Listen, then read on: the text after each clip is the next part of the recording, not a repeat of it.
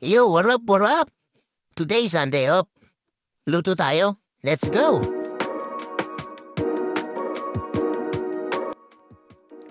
So ayun no, simula na tayo. Luto tayo ng gatang alimasag na may hipon. Siyempre, day off natin ngayon. Kailangan pang malupitan yung ulam natin. Sa beses na tayo magluto ng pang malupitan, no? Isa natin yung sibuyas.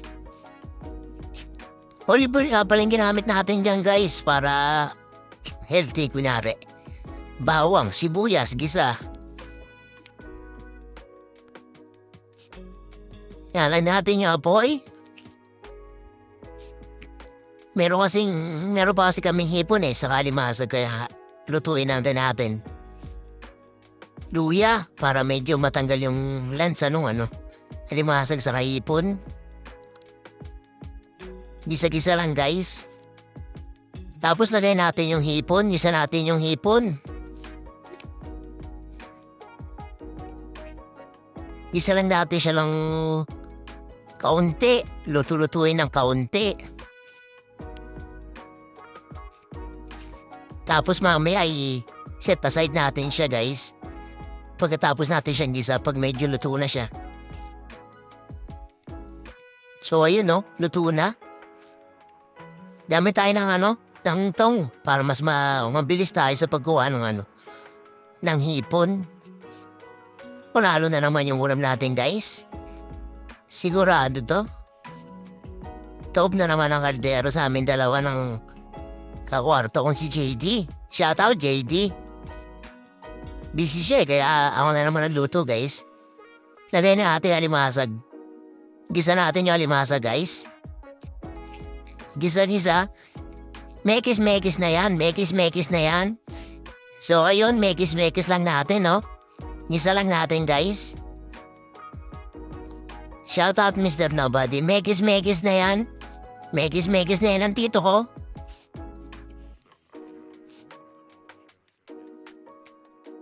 Bago simulan tong pagluluto, tumawag muna ulit ako sa ating advisor sa pagluluto, ang aking asawa. So, tos-tos muna natin guys, feeling chef. Pang malupitan, kala mo talaga. Lagyan na natin ng asin. Pampalasa sa paminta. Solid yung ulam natin ngayong linggo guys. Busog na naman. Lagyan natin ng chili flakes guys. Para talagang kagat na kagat. Ang anghang. Sarap po. Dami namin chili flakes guys. Mahilig kami talaga sa maanghang Talaga nag-i-stock kami niyan guys. So, imekis-mekis lang natin. Imekis-mekis lang natin. Mekis-mekis. Mekis-mekis. Nung last week, ganito rin niluto natin guys Halos same lang. Chili garlic. Crab and shrimp. Ngayon naman, gata natin guys. Kasi meron akong itang gata dito So, kahit may makikita tayo mga ingredients sa rep, mga pwedeng gamitin. Gamitin natin kasi minsan nasayang lang Bala sila kung hanapin nila. Sabihin ko niluto ko na. Pag uwi nila, foods na lang sila. Kain sila. Salamat sa ingredients. Siyempre sabihin salamat sa pagluto. Pag uwi may ulam, di ba? Ganun lang yan. Lagay natin yung gulay, guys. Sitaw. Sa kalabasa. Gisa lang natin, guys. Ito kasi sabi Isama ro sa gisa yung gulay. Palalo to. Kung nandito guys, pag naamoy nyo, nako. Sobrang solid. Siyempre, pag linggo dapat mabisa yung ulam natin. So, yun lang. Hintayin natin gumulo. Iyan muna natin siya. Pag lumambot na yung gulay, saka natin lagay yung natin. Yung gata. Mekis-mekis lang natin, no? Mekis-mekis lang natin mabuti.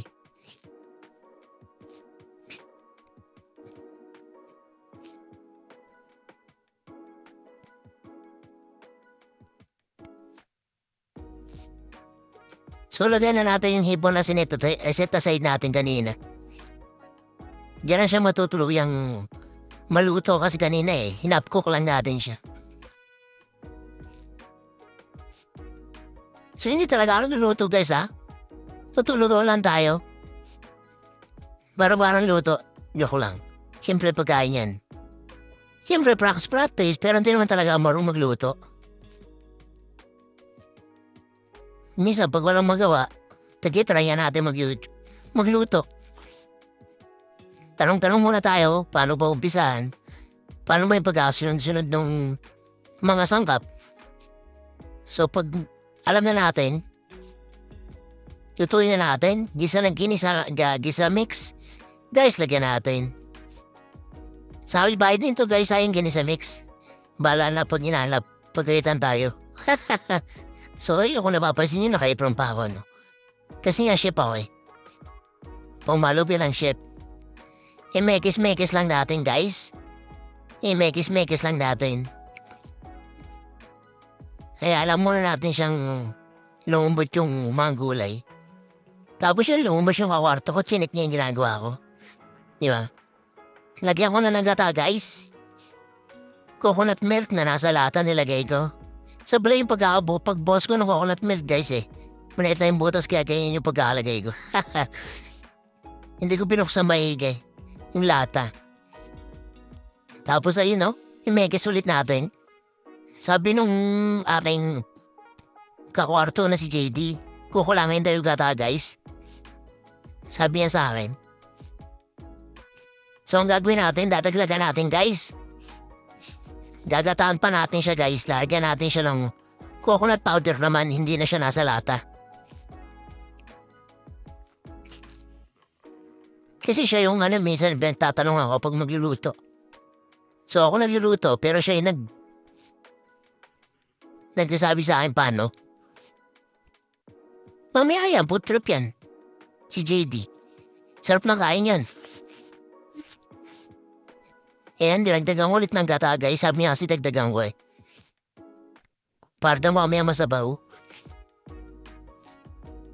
Yun, no? Lupit naman nun. May nalalaman pang ganun-ganun, no? So, mekis-mekis lang natin, guys. Mekis-mekis lang natin. Hayaan lang natin siyang kumulo. Yung nasa lungubot na yung mga gulay. Yung alimasag, guys, iniwa ko ulit sa dalawa, guys, para nawat sa loob yung lasa niya. Para pag talagang pagkain mo. Yum, yum, yum. Ping, ping, ping. Kaya alam muna natin siya kumulo, guys. Himekis lang natin ng konti. Tapos mamaya tikman natin, guys. Kung ano ng lasa niya, guys. Kung goods na ba siya. O dapat pa natin timplahan pa, guys. Kasi minsan kasi piling mo maalat pero pag nasa kanin na, mawala yung alat. Panalo. Sarap ng ulam pag linggo. Pag linggo lang masarap ulam. Pag may trabaho, wala. Itlog-itlog. Basikanto lang tayo, guys. Ngayon mo naman tayo, boy OFW. Lagyan na natin yung sili para mas lalong umanghang. Tigman natin. Yun. Matabang pa siya, guys, kaya dadagdag tayo ng konting salt and pepper. Lagyan natin ng salt.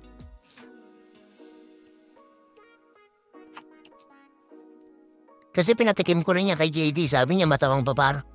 Lagyan mo ulit ng konting pampalasa par. Ayun mekis-mekis lang natin, guys. Panalo, naka-apron pa, kala mo talaga. Ang kulit mo, Michael. Seryoso pa, kala mo talaga no? Yun na siya, guys. Luto na siya, guys. Kain na tayo. Panalo na naman yung luto ko. Sobrang sarap ko magluto, guys. Kung nandito lang kayo, guys, sigurado. Ang dami yan, guys, ha. Dalawa lang kami kakain. Mamaya siguro ubos namin yan. Salamat sa panonood, guys. Subscribe, like, comment, and share, guys. Thank you so much. See you sa next video. See you sa ating next video na pagluluto.